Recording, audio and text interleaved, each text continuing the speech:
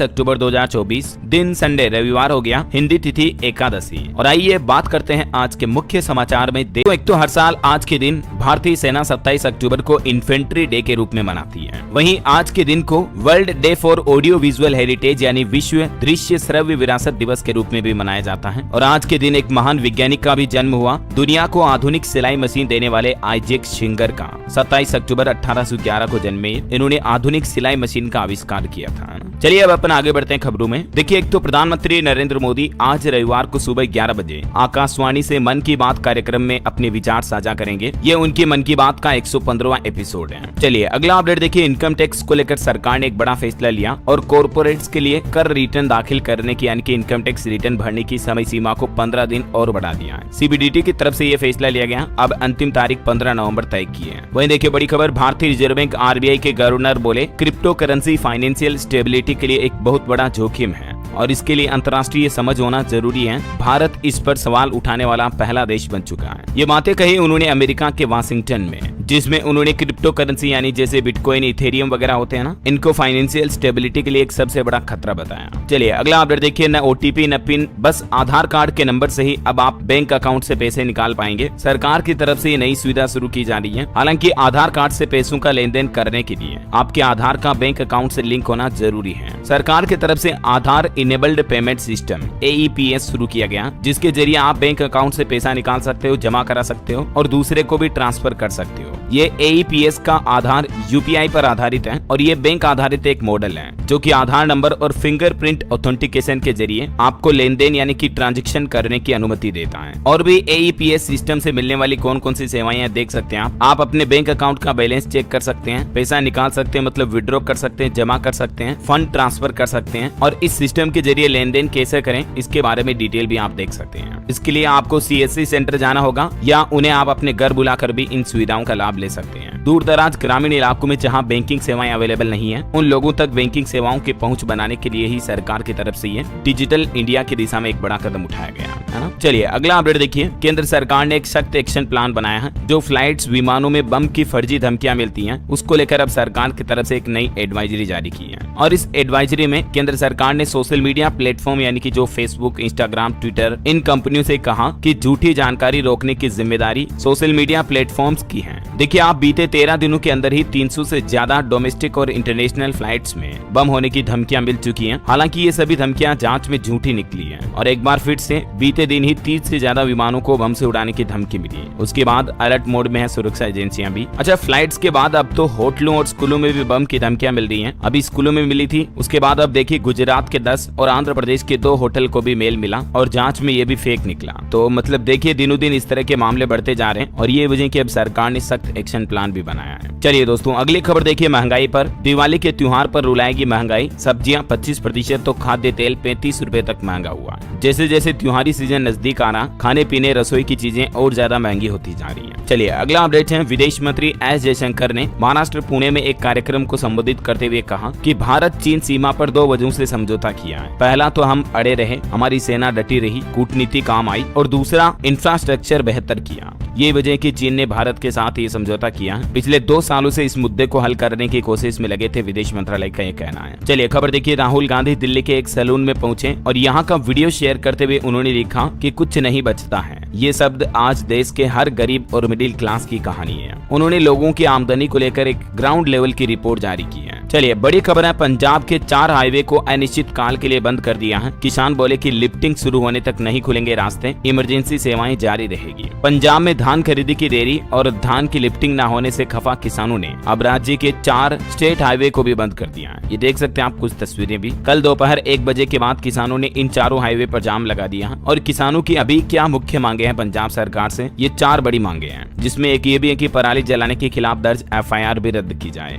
DAP खाद की supply की कमी को दूर किया जाए, फसलों को उचित मूल्य पर सुनिश्चित किया जाए और धान की खरीदी जल्द शुरू की जाए। चलिए खबर देखिए आप। बॉलीवुड एक्टर दिलजीत के दिल्ली के शो से पहले ईडी ने एक बड़ा एक्शन लिया। चंडीगढ़ समेत 5 राज्यों में रेड डाली और इनके टिकटों की अवैध बिक्री की जांच की जा रही है। वहीं भारत के लिए बड़े गर्व की बात है, पंजाब की रेचल गुप्ता ने देश का नाम रोशन किया। मिस ग्रैंड इंटरनेशनल जीतने वाली भारत की पहली महिला बन चुकी है। ये पंजाब के जालंधर में पली बड़ी है। रेचल गुप्ता इनका नाम है। Many congrats. भारत के लिए इन्होंने इतिहास रच दिया है। चलिए बैंक एफडी पर खबर आ रही दोस्तों, हाल ही में पंजाब नेशनल बैंक और बैंक ऑफ बड़ौदा ने अपनी फिक्स डिपॉजिट यानी कि एफडी की ब्याज दरें बढ़ाई है। और अभी आपको कौन सा बैंक 2 साल तक की एफडी पर कितना ब्याज दे रहा देख सकते हैं आप। पीएनबी की ब्याज दरें 6.80%, बाकी बैंक ऑफ बड़ौदा, एचडीएफसी और एसबीआई 7% ब्याज दे रहा और एमएसएससी पर 7.5% तक इंटरेस्ट रेट मिल रहा है। एमएसएससी यानी महिला सम्मान सेविंग सर्टिफिकेट स्कीम पर आपको बैंक एफडी से भी अच्छा ब्याज मिल रहा अभी। ये सरकार की स्पेशल एफडी स्कीम है महिलाओं के लिए, है ना। चलिए अगली खबर देखिए, मुंबई के बाबा सिद्दीकी केस में 15वीं गिरफ्तारी हुई, पंजाब लुधियाना से एक संदिग्ध को पकड़ा गया। वहीं गैंगस्टर लॉरेंस के भाई पर भी अब एनआईए ने 10 लाख का इनाम घोषित किया। 2 केस में एनआईए ने चार्जशीट दाखिल की। मूसेवाला और बाबा सिद्दीकी केस में भी लॉरेंस के भाई का नाम शामिल है। वहीं खेल समाचार से खबर देखिए, घर में लगातार 18 सीरीज जीतने के बाद हारा भारत और न्यूजीलैंड की भारत में ये पहली जीत भी हुई। अश्विन ने कुंबले को पीछे छोड़ा क्योंकि आखिरकार कीवी टीम ने भारत के खिलाफ इस जीत से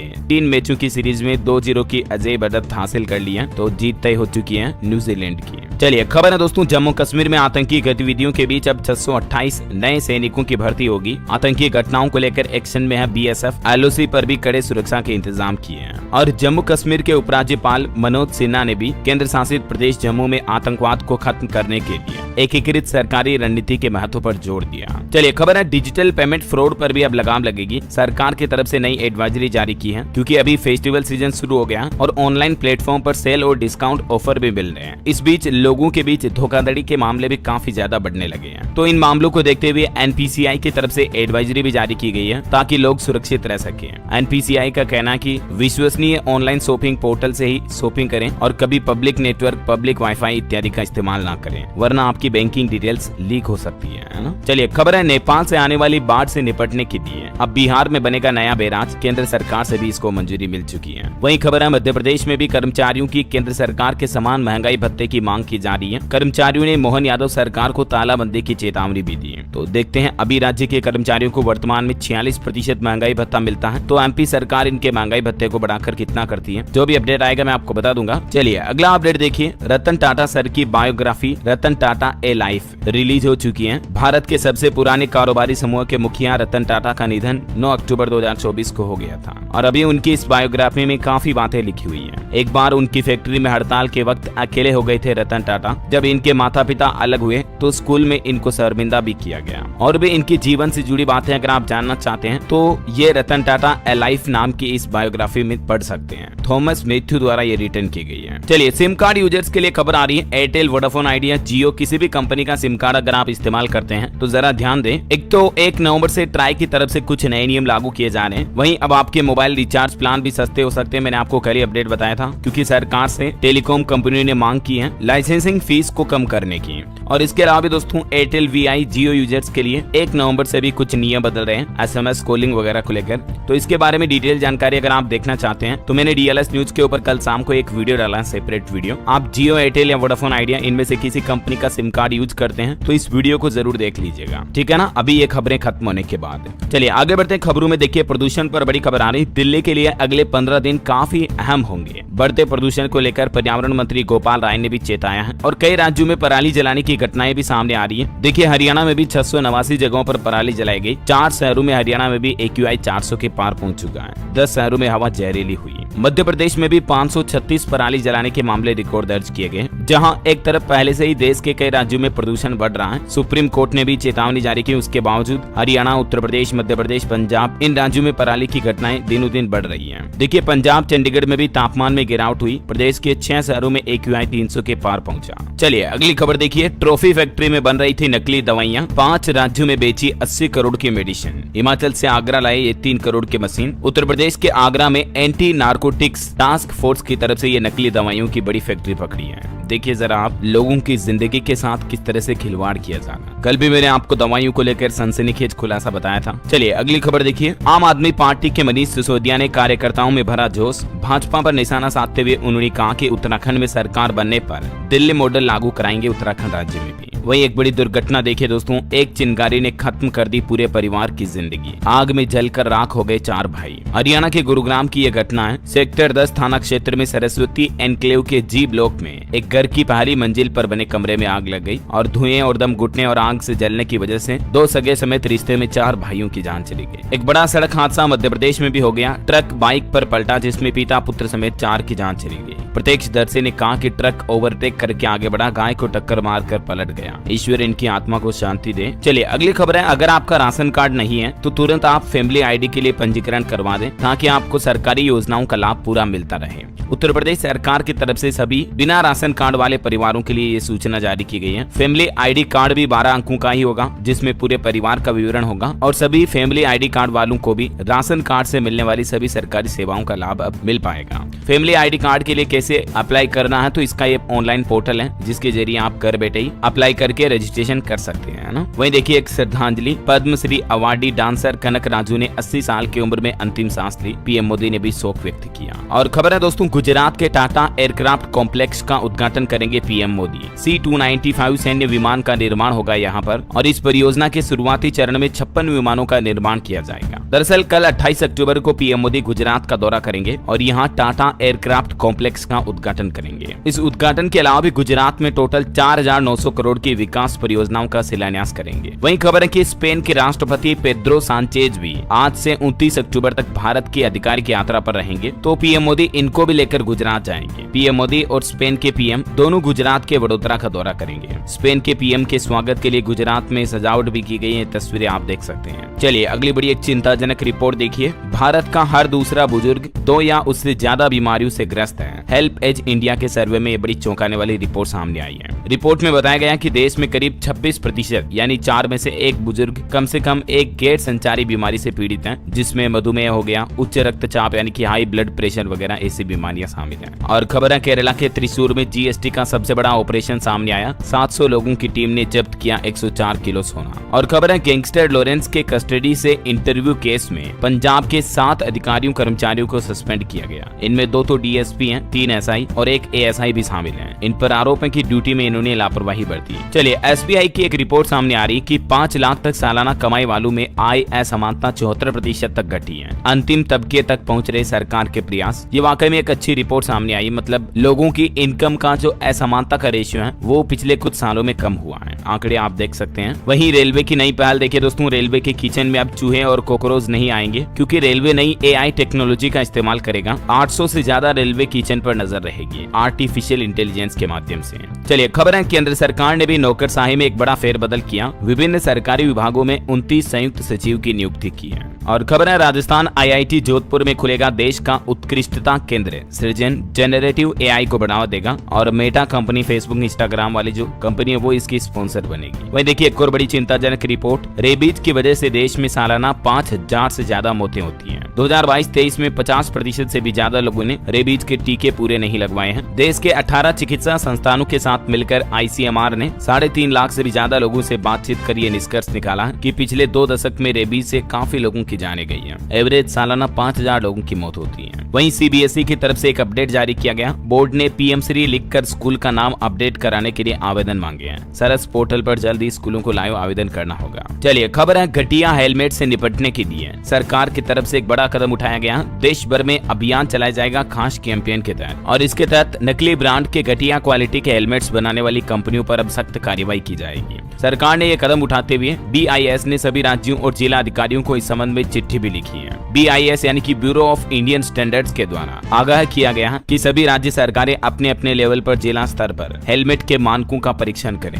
गैर अनुपालन वाले हेलमेट बेचने वाले निर्माताओं और विक्रेताओं के खिलाफ भी अब अभियान चलाया जाएगा। उपभोक्ता मामलों के खाद्य और सार्वजनिक वितरण मंत्रालय की तरफ से ये सख्त निर्देश जारी किया है। बहरहाल अभी तो कुछ और महत्वपूर्ण और काम की खबरें देख लूंगा। सीधे आगे बढ़ते मौसम अपडेट में। तो देखिए तमिलनाडु, दक्षिण केरल और लक्षद्वीप में आज मूसलाधार बारिश की संभावना है और अभी जो चक्रवात तूफान दाना आया उसके प्रभाव के चलते भी मौसम विभाग का कहना है कि पश्चिम बंगाल में गंगा के तटवर्ती इलाकों में और उड़ीसा के कई हिस्सों में अभी भी बारिश की संभावना है। हालांकि अभी ये चक्रवात तूफान दाना कमजोर हो चुका है, लेकिन फिर भी अगले कुछ घंटों में इसके पूरे समाप्त होने की संभावना है। वैसे तो इस तूफान ने ज्यादा तबाही तो नहीं मचाई है, लेकिन फिर भी दोस्तों दाना तूफान की वजह से बंगाल में 4 लोगों की जान चली गई और उड़ीसा में किसान भाई लोगों लोगों को बड़ा नुकसान हुआ। इस तूफान की वजह से 2.25 लाख एकड़ फसल बर्बाद हो गई। बिहार और झारखंड में बारिश अभी भी जारी है। वैसे बिहार में तो मौसम विभाग का कहना कि दिवाली तक रहेगा चक्रवात तूफान दाना का असर। आज भी 19 जिलों में बादल छाए रहेंगे। 20 किलोमीटर प्रति घंटा की रफ्तार से हवाएं भी चलेंगी। छत्तीसगढ़ में भी रायपुर समेत 12 जिलों में आज बारिश का येलो अलर्ट है। बारिश के साथ साथ बिजली गिरने की भी चेतावनी है, तो जरा सावधान रहिएगा। और भी दोस्तों, अगले 24 घंटों के दौरान मौसम की संभावित गतिविधियां क्या रह सकती हैं, जिसकी जानकारी आप देख सकते हैं स्क्रीन पर। और चलिए मौसम के बाद सराफा बाजार पर नजर डालें। तो देखिए, आज संडे है तो मैं आपको साप्ताहिक रेट बता देता हूँ। इस सप्ताह सोने चांदी में तेजी रही है। सोना 605 रुपए बढ़कर 78,000 रुपए पर पहुंच चुका है, जबकि चांदी भी 95,800 रुपए प्रति किलो बिक रही है। वैसे कुछ राज्यों में तो अभी धनतेरस से पहले ऑल टाइम हाई रिकॉर्ड बनाकर सोना 80,000 से भी ऊपर पहुंच चुका है और चांदी भी 1 लाख रुपए किलो चल रही है। राजस्थान समेत कुछ राज्यों में ये रेट है। चलिए मार्केट का अपडेट देखिए। दिवाली से पहले 40 लाख करोड़ रुपए डूबे निवेशकों के, क्योंकि शेयर बाजार में भारी गिरावट देखी जा रही है। आईसीआईसीआई बैंक का दूसरी तिमाही में मुनाफा 14% बढ़ा। स्टॉक ने एक साल में 38% रिटर्न दिया। वहीं एक ज्वेलरी कंपनी ने भी दिवाली पर बोनस देने की घोषणा की है। एक शेयर पर 9 शेयर बिल्कुल फ्री मिलेंगे। 2 साल में 2000% से भी ज्यादा रिटर्न दिया इस कंपनी ने। James and watches company sky gold की तरफ से अपने निवेशकों के लिए घोषणा की गई है। चलिए मार्केट के बाद अब अपन आगे बढ़ते हैं खबरों में। देखिए, भारतीय अंतरिक्ष एजेंसी इसरो के चीफ सोमनाथन का एक बड़ा बयान सामने आ रहा। उन्होंने कहा कि भारत दिसंबर में करने जा रहा इलेक्ट्रिक थ्रस्टर का परीक्षण। इलेक्ट्रिक थ्रस्टर का मतलब ये हुआ कि बिजली से संचालित अंतरिक्ष यान की टेस्टिंग करेगा अब इसरो प्रमुख ने कहा कि भारत को विकसित अर्थव्यवस्था बनाने के लिए तकनीकी छलांग लगाने की जरूरत है। चलिए अगली खबर देखिए। किसानों के लिए हरियाणा सरकार का बड़ा फैसला। गेहूं बीज पर मिलेगी 1,000 रुपए की अतिरिक्त सब्सिडी। अभी राज्य में गेहूं बीज 3875 रुपए प्रति क्विंटल मिलता है, लेकिन अब 1,000 रुपए प्रति क्विंटल के हिसाब से सब्सिडी भी दी जाएगी। हरियाणा सरकार की तरफ से ये फैसला लिया गया। और किसानों के लिए हिमाचल सरकार की भी एक नई पहल देखिए। जैविक मक्का खरीदने की प्रक्रिया शुरू हुई। हर किसान से खरीदा जाएगा अधिकतम 20 क्विंटल मक्का। हिमाचल प्रदेश की सुक्खू सरकार ने प्राकृतिक खेती खुशहाल किसान नाम से नई योजना शुरू की है और इसी के तहत ये मक्का की खरीदारी होगी, है ना। वहीं खबर है कर्नाटक राज्य में दिवाली पर सिर्फ 2 घंटे पटाखे फोड़ पाएंगे लोग बाग। सरकार की तरफ से एडवाइजरी जारी की गई। रात 8 से 10 बजे तक की पटाखे फोड़ने की अनुमति होगी। कुछ पॉलिटिक्स से जुड़े अपडेट देखिए। महाराष्ट्र विधानसभा चुनाव को लेकर भाजपा ने जारी की स्टार प्रचारकों की लिस्ट। पीएम मोदी, गृह मंत्री अमित शाह समेत 40 नेताओं के इसमें नाम शामिल हैं। और इलेक्शन कैंडिडेट के लिए भी भाजपा ने दूसरी लिस्ट जारी की, जिसमें टोटल 22 नाम शामिल हैं और सिर्फ एक ही महिला को टिकट दिया गया। पहली लिस्ट में 99 नाम थे। इधर महाराष्ट्र में एनसीपी शरद गुट की भी दूसरी लिस्ट जारी हुई, इसमें भी 22 नाम शामिल हैं। चलिए आगे बढ़े खबरों में देखिए आप। मध्य प्रदेश को 20,000 करोड़ रुपए लागत की विभिन्न सड़क परियोजनाओं की सौगात दी है केंद्र सरकार ने। केंद्रीय परिवहन मंत्री नितिन गडकरी की तरफ से घोषणा की गई है, जिसके मुताबिक राज्य को 20,000 करोड़ से ज्यादा सड़क निर्माण परियोजनाओं के लिए स्वीकृत किए गए हैं। और वैसे पीएम मोदी का भी प्लान है, धनतेरस पर मध्य प्रदेश को बड़ी सौगातें देंगे। 3 नए मेडिकल कॉलेज और 3 नर्सिंग कॉलेजों का उद्घाटन भी करेंगे। धनतेरस के शुभ अवसर पर पीएम नरेंद्र मोदी वर्चुअली जुड़कर मध्य प्रदेश में ये कॉलेज यूनिवर्सिटी का उद्घाटन करेंगे। इसके अलावा भी मुख्यमंत्री डॉक्टर मोहन यादव मंदसौर जिले में कई नई योजनाओं का शिलान्यास और लोकार्पण भी करेंगे। वहीं खबर है कि एमपी में अब सरकारी बसों से भी सफर आसान होगा। पहले चरण में 300 इलेक्ट्रिक बसें चलाने की भी तैयारी कर रहा लोक परिवहन विभाग। चलिए खबर है उत्तराखंड में शुरू होगी पहली एयर एम्बुलेंस सर्विस। 1 साल तक मरीजों को बिल्कुल फ्री सेवा मिलेगी। ऋषिकेश एम्स की तरफ से देश में पहली बार ऐसी पहल शुरू की जा रही है और 29 अक्टूबर को पीएम नरेंद्र मोदी इस हेली सेवा का शुभारंभ करेंगे। मतलब सड़क पर चलने वाली एम्बुलेंस तो होती ही है, अब आपको हेलीकॉप्टर की एम्बुलेंस सेवा भी मिलेगी उत्तराखंड ऋषिकेश एम्स में, है ना। चलिए अगला अपडेट देखिए। सरकार की तरफ से डेटा जारी किया गया। ईएसआई योजना के तहत अगस्त महीने में 20,74,000 नए कर्मचारी पंजीकृत हुए, यानी कि ईएसआई में रजिस्ट्रेशन करवाया है। वहीं खबर है बीएसएफ और बॉर्डर गार्ड बांग्लादेश के बीच 18 से 22 नवंबर को नई दिल्ली में होने वाली महानिदेशक स्तर की सीमा वार्ता स्थगित हुई। और देखिए बांग्लादेश में हिंदुओं ने प्रदर्शन भी किया। चटगांव में विशाल रैली निकाली। अल्पसंख्यकों की सुरक्षा के लिए हिंदुओं ने 8 मांगे रखी है। ये तस्वीर देखकर आप अंदाजा लगा सकते हैं कि कितने लाखों लोग, हिंदू लोग जो हैं एक साथ इकट्ठे हुए बांग्लादेश में और हिंदुओं पर हो रहे अत्याचार को लेकर उन्होंने इंसाफ मांगा है। चलिए खबर है अमेरिका ने बीते 3 साल में 48 भारतीय छात्रों को डिपोर्ट किया। चार्टर्ड फ्लाइट से बिना वजह के भी उन्हें वापस भेजा गया और अब इस पर भारत सरकार ने जवाब भी मांगा है। वही देखिए जब जर्मन चांसलर से मिले पीएम मोदी तो पीएम ने कहा कि युद्ध से समस्या हल नहीं हो सकती है, भारत विश्व शांति में हर मदद करने के लिए तैयार है। अभी जर्मनी के चांसलर भारत आए हुए हैं ना। और खबर देखिए एयरबस ने भारत में अत्याधुनिक मुख्यालय और प्रशिक्षण केंद्र का भी शुभारंभ किया। वहीं खबर है कि सरकार ने 80 साल से ज्यादा उम्र के वरिष्ठ नागरिकों के लिए अतिरिक्त पेंशन की घोषणा की है। और इस नई घोषणा के तहत सरकार का प्लान देखिए आप, जैसे ही नागरिक 80 साल से ज्यादा उम्र के होंगे तो 80 से 85 साल की उम्र के नागरिकों को 20% अतिरिक्त पेंशन भत्ता मिलेगा। ठीक है, 85 से 90 साल की उम्र वालों को 30% अतिरिक्त पेंशन मिलेगी, 90 से 95 वालों को 40% एक्स्ट्रा,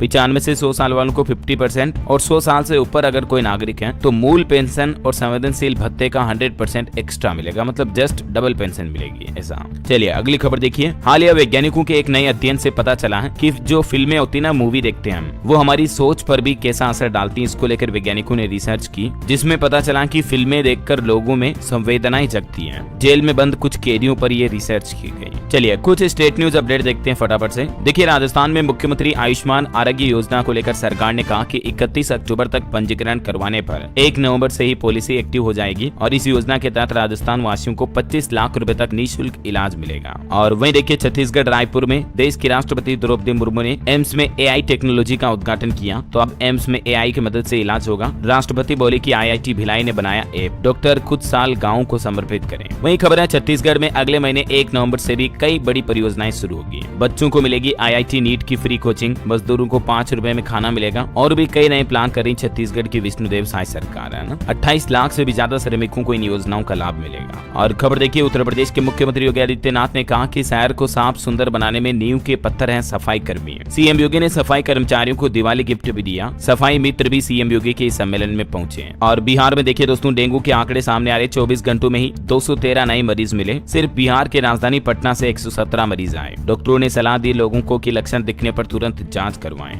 वहीं रेलवे से भी खबर है, दिवाली छठ पर दिल्ली से बिहार आएंगी 65 स्पेशल ट्रेनें। रेगुलर ट्रेनों में लगाए जाएंगे 49 एक्स्ट्रा कोच भी। हालांकि 1 दिसंबर से 28 फरवरी तक 50 ट्रेनें रद्द भी रहेगी, सर्दियों में कोहरे वगैरह की वजह से, है ना। चलिए खबर है बिहार में देखिए, बरौनी रिफाइनरी में 2025 में शुरू होगा पॉलीप्रोपिलीन उत्पादन। प्लास्टिक से जुड़े उद्योग रोजगार को मजबूती मिलेगी, इकोसिस्टम बेहतर होगा। वहीं देखिए विवेक जोशी का हरियाणा चीफ सेक्रेटरी बनना तय हुआ। केंद्र सरकार से स्टेट कैडर में लौटे। CM सैनी की PM से मुलाकात के बाद आदेश जारी हुआ। और पंजाब हरियाणा हाईकोर्ट का एक बड़ा फैसला देखिए। हाईकोर्ट ने कहा कि केंद्र सरकार चावल भंडारण की स्थिति स्पष्ट करे। परीक्षण प्रोटोकॉल पर भी स्पष्टीकरण मांगा है। चलिए अगली खबर देखिए। रिसर्चर्स का नया चमत्कार, अब खोई हुई बैटरी कैपेसिटी को भी रिस्टोर कर सकेंगे। जी हाँ दोस्तों, वैज्ञानिकों ने एक नई तकनीक खोजी है जिसके जरिए खराब हुई सिलिकॉन बैटरी को भी वापस रिस्टोर किया जा सकता, मतलब वापस काम में लिया जा सकेगा, चालू किया जा सकता, मतलब है ना। चलिए खबर देखिए। उत्तराखंड के उत्तरकाशी में मस्जिद विवाद भयंकर बवाल का रूप ले चुका है। इलाके में धारा 163 लागू हुई और अभी इस मस्जिद विवाद पर महापंचायत ने भी एक बड़ा ऐलान किया, कहा कि 4 नवंबर को फैसला होगा। वहीं उत्तराखंड की केदारनाथ धाम यात्रा पर भी अपडेट आ रहा। अब बस एक ही सप्ताह और यात्रा कर पाएंगे श्रद्धालु। 15 लाख पार पहुंचा इस साल श्रद्धालु यात्रियों का आंकड़ा।